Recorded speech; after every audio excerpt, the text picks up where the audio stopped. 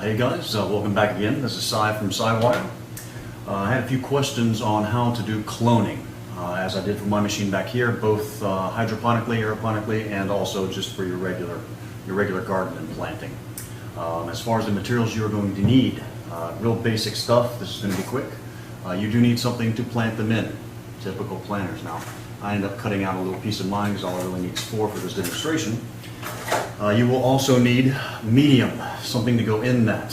What I found to work best is the Quick and Easy Seed Starter Mix. This stuff is great. It's like peat moss and perlite. Very good, holds the humidity very well, and also allows for the roots to take very quickly. The other medium is obviously rock wool. Oops, my system just cut out back there. But this is used more for your indoor hydroponic systems. It can also be used outdoor, but it works a little better for your indoor stuff. A little different when you do it this way. I'll tell you about that here also. Oops, 1 second, got a phone call. Okay, let's see. I got done with that. Sorry about that, guys. Where was I? I think I explained the medium so far. You also need a pair of scissors. You will want to go cut your plants. Once you cut your plants, make sure if you're not going to plant them, clone them right away. Stick them in some kind of water, a little bit of water jug to give them to where they don't dry out on the end piece. When you do cut them, you want to try to cut them at an angle. This one is a little wooded. It's actually gardenia that I'll be planting today, but it'll definitely work. Don't cut too far down. You want to leave yourself a little bit of stem. You also want to pluck off any yellow spotting stems or leaves down the bottom.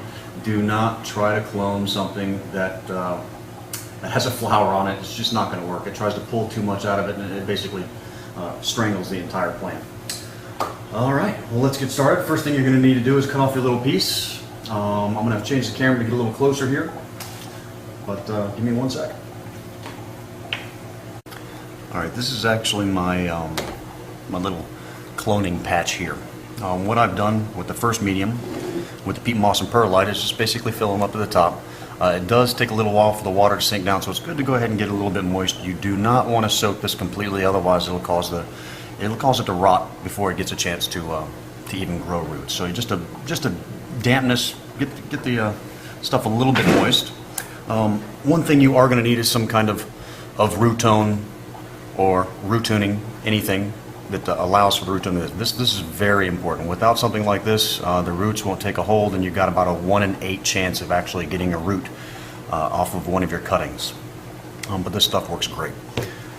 First thing we're going to do is we're going to make little holes within our peat moss here.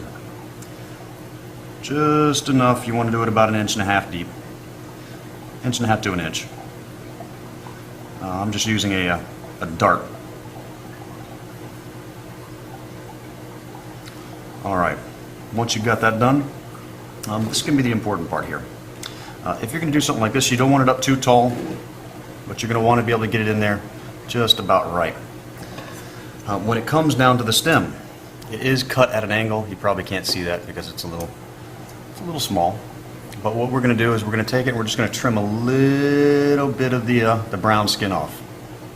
Not too much. You don't want to cut it down to the quick. If you cut it down to the quick, you might as well just start over. But you just want to take a little bit of the brown skin off on one of the sides.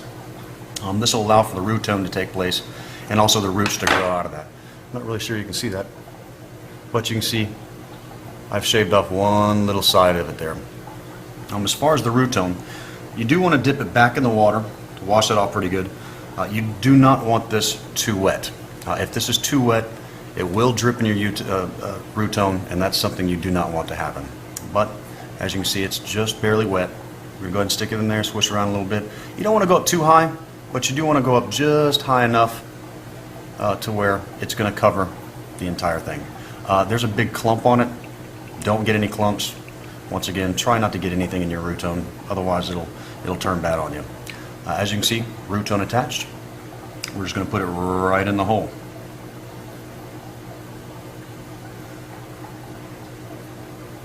And that's that.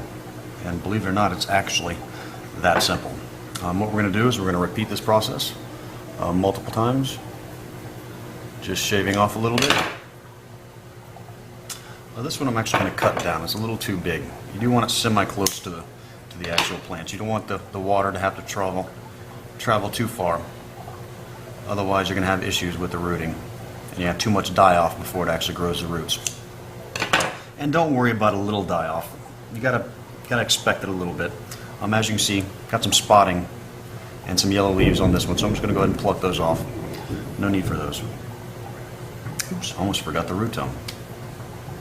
Once again, just enough, knock off any excess, and right in the hole.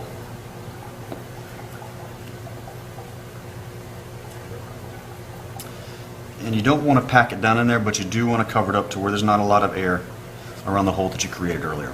Now I'm going to do this a couple more times. As quickly as I can here.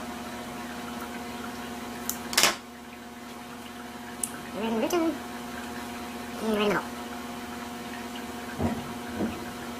Once again, don't pack it down too hard, otherwise the roots will not have a chance to grow. Typically the smaller you start off, the better. If it's too big up here, it's just going to choke itself out. So once again, smaller is better. Now this one's a little bit gray on the stem, so that's going to work a little better. Don't be afraid if it's brown. Just like when you're dealing with gardenias, it's pretty much all wooded, unless you get a nice little fresh piece. But even with the fresh pieces, it's the same process. Knock off the extra in the hole, add the dabber, and basically, in the smallest sense, that's it. Once you've got these in here, you do want to water them down just a little bit more. Once again, don't soak it too much because we're going to put this in a hot house. Very important. If you don't have a hot house, you can pretty much do anything you want that's something similar. What I'm using, or have used in the past, is a cake tin. My wife actually got me a birthday. Oh, you know what? Phone call. 1 second. Alright guys, I do apologize for that. Back what I was talking about. This is a basic Cold Stone cake tin. But it does work. Works exactly like a hothouse. It has little grooves down there. You just put the water in it. As long as it's in the sun, the water will keep a nice humidity within it. Now you got to keep it in there depending on which kind of plant you're actually doing. This one's going to take about 2 weeks because it has a little bit more woody of a surface than your average plant. But it will definitely do just fine in that. Give it a little air every couple of days. Make sure it always has the humidity around it. As far as doing this for a hydroponic system, you're going to use something called rock wool. This stuff is excellent. Only issue with this is once you have them planted just like you did here, just stick them right in the holes. You do have to use some kind of fertilizer or nutrient at a very, very low dosage when you're using this. Obviously the rock wool doesn't have anything in it, so if you're growing indoors like this over here, then you most likely already have that stuff. Alright, on to the hothouse. This is basically my hothouse. This is where I start all of my stuff. As you can see, the water condenses down all around it, all around the top, as long as there's heat. Putting a lamp up above it just helps it grow a little better. If you don't have what's called a heating pad, and please people, don't use a real heating pad. This one's made especially for this kind of stuff. Waterproof, water resistant, all of that. As you can see, what that does is that raises the temperature of my hothouse about 8 to 12 degrees than your temperature of your home or whatever you're using it in. Inside the hothouse. You can see pretty much all the plants that I've started cloning. This is a chili pepper plant. Another pepper plant. Now this one I actually did the root tone a little bit too deep, and if you can actually see it here, you can see the roots actually growing out of the stem. That was because that's where I dipped the stem at. I dipped it up a little too high. Oops. These are ones that I've already done. They've been in there about a week, and I'd say probably another 2 weeks they'll be fully rooted, and I can just pluck them right out through the dry phase. Well, basically, that's it, guys. I'm going to put our little buddies in there, put the hothouse back on. It doesn't soak my whole floor first. And that's it. That is your cloning. Wait a couple weeks, don't mess with it, don't flick it, don't do anything while it's trying to root. You can pretty much expect some of the leaves to start dying and turning yellow like that. That's just typical, that's normal. Once again, if it's flowering, if it's doing anything, don't try to clone a flowering plant. Alright guys, that's it. If you have any questions, put them in my comments. Other than that, let me know what you think. This is SciWire.com. Check it out.